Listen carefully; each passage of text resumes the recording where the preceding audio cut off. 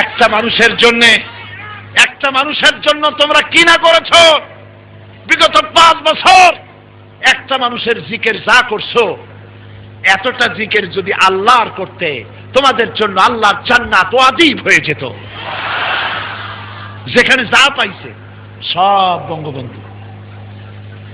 নির্বাচনের আগে উত্তরবঙ্গ থেকে এক বিদেশি যাচ্ছে ঢাকায়, কোনোদিন বাংলাদেশে আসেনি।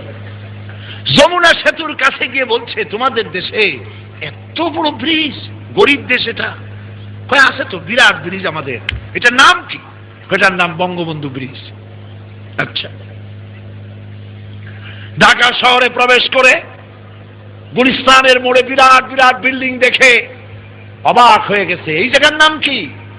এই জায়গার নাম বঙ্গবন্ধু এভিনিউ। পিছনে ফ্লাড লাইট জ্বলতেছে রাতের আধারে, এত লাইট জ্বলে। এই জায়গার নাম কি? এটার নাম বঙ্গবন্ধু স্টেডিয়াম। আচ্ছা, রাতের বেলায় ওখানে হয় কি? এখানে বঙ্গবন্ধু গোল্ড কাপ টুর্নামেন্ট হচ্ছে। বিদেশি বলল, তাহলে তো দেখতেই হয়, চলো যাই। খেলা দেখতে গেছে, খেলায় হার জিত আছে। যারা হেরেছে পাইকারি দরে ইট মারা আরম্ভ করছে। বিদেশির কপাল খারাপ, এক ইট এসে পড়ছে মাথায়, জাগায় বেহুশ। 2 ঘন্টা পর হুশ আসার পর জিজ্ঞেস করলো, ভাই আমি কোথায়? কয় বঙ্গবন্ধু হাসপাতালে।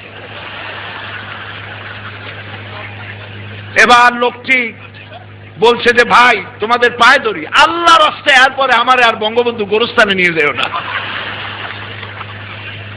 আমার প্রিয় মুসলমানেরা, আয়নায় মুখ দেখুন, আয়নায় চেহারা দেখুন।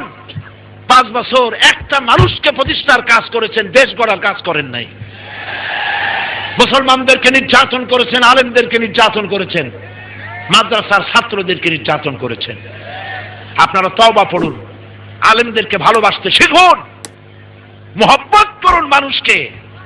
ভারতের 5 আটা বাদ দেন।